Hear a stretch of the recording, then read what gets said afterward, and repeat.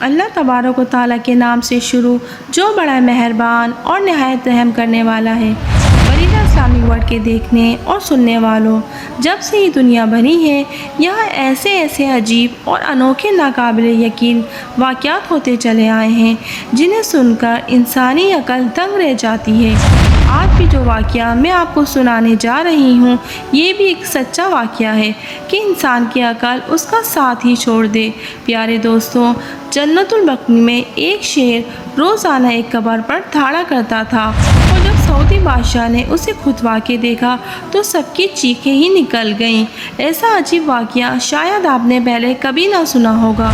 یہ سب کیا معاملہ تھا، جاننے کے لیے ویڈیو میں ہمارے ساتھ آخر تک جڑے رہیے گا، اور آگے بڑھنے سے پہلے ہمارے چینل بریلہ اسلامی ورلڈ کو سبسکرائب ضرور کریے گا اور بیل آئیکن کو پریس بھی کریے گا تاکہ ہر آنے والی ویڈیو آپ تک پہنچتی رہے۔ تو دوستو آئیے آگے بڑھتے ہیں۔ یہ واقعہ عبدالباسط الغامدی کے ساتھ پیش آیا، جو جنت البقیع میں پچھلے 35 سالوں سے کورکن کے فرائض سر انجام دے رہے ہیں۔ انہوں نے بتایا کہ اللہ کی خاص رحمت ہے کہ انہیں اس پاک مبارک جگہ کی ڈیوٹی نصیب کی گئی جہاں اتنی نیک پاک ہستیاں مدفون ہیں۔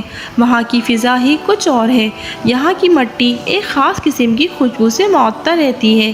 انہوں نے بتایا کہ انہوں نے کبھی بھی کوئی کیڑا تک نہیں دیکھا۔ یہ جنتی لوگوں کا قبرستان ہے، مگر ایک رات جب وہ کسی مرنے والے کی قبر بنا رہے تھے تو ان کے ساتھ بہت عجیب واقعہ پیش آیا۔ وہ کہتے ہیں کہ دوستو رات کا دوسرا پہر ہوگا جب میں ایک لحاظ تیار کر رہا تھا کہ قریب سے مجھے ایک شیر کے دہاڑنے کی آواز آئی۔ ایک لمحے کے لیے تو جیسے میرے جسم میں جان ہی باقی نہ رہی ہو۔ میں حیران تھا کہ شیر اور یہاں یہ کیسے ممکن ہے۔ ہمت کر کے میں نے ادھر ادھر نظر دوڑائی مگر وہاں کسی شیر کو نہ پایا۔ پھر ایک دو بار پھر دہاڑنے کی آواز آئی۔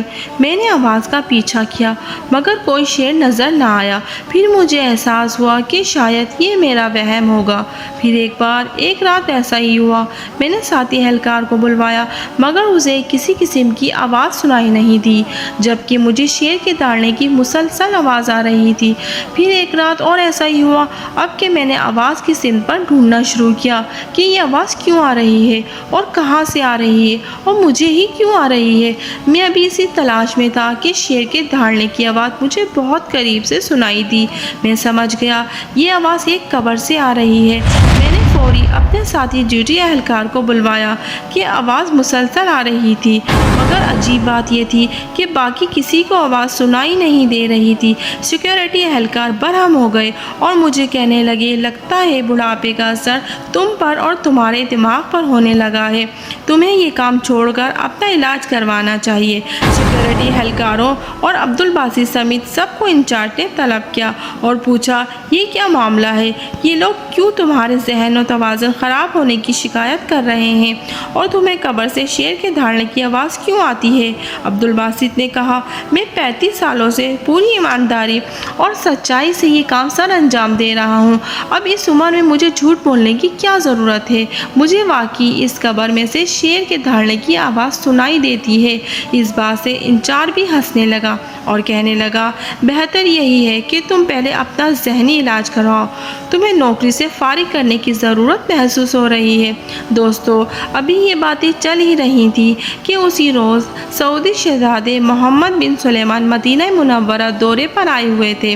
وہ اسی وقت جب انچارج کورکن کی باتیں چل رہی تھیں جنت البقیع کی طرف بھی نکل آئے تھے۔ سب اہلکار چوکنے ہو گئے کیونکہ یہ دورہ ان کا خفیہ تھا۔ سعودی شہزادے کی آمد پر سب حیرت میں مبتلا تھے۔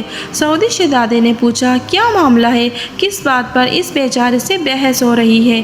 تو انچارج نے ساری بات کورکن کی کہہ سنائی کہ میں اس کو نوکری سے فارغ کرنے کا کہہ رہا تھا۔ ساری بات سن کر سعودی شہزادہ عبدالباسط کی طرف گہری نظر سے دیکھنے لگا اور پھر کچھ سوچ کر بولا، مجھے وہ قبر دکھائی جائے۔ شہزادے نے کہا کہ تمہیں لگتا ہے کہ اس قبر سے شیر کے دہاڑنے کی آوازیں آتی ہیں؟ عبدالباسط نے شہزادے کو قسم اٹھا کر کہا کہ وہ ذرہ بھر بھی جھوٹ نہیں بول رہا اور نہ ہی کسی قسم کے وہم کا شکار ہے، وہ سچ بول رہا ہے کیونکہ اس نے یہ آوازیں کئی بار سنی ہیں۔ شہزادے نے کہا کہ ٹھیک ہے، میں اس قبر کو کھولنے کا حکم دیتا ہوں تاکہ معاملے کی تصدیق ہو سکے۔ اگر پوری سچائی ہوئی تمہاری بات میں تو سامنے آ جائے گی، اور اگر کوئی بات سامنے نہیں آئی تو ہم سے جھوٹ بولنے کی سزا یہ ہوگی کہ تمہاری زبان کاٹ دی جائے گی۔ شہزادے نے فوری حکم دیا کہ قبر کو کھدوایا جائے۔ دوستوں، قبر کی فوری کھدوائی کی گئی، اور ابھی قبر کو مکمل کھودا بھی نہیں گیا تھا کہ قبر کے اندر سے آگ کے شعلے کو دیکھا گیا۔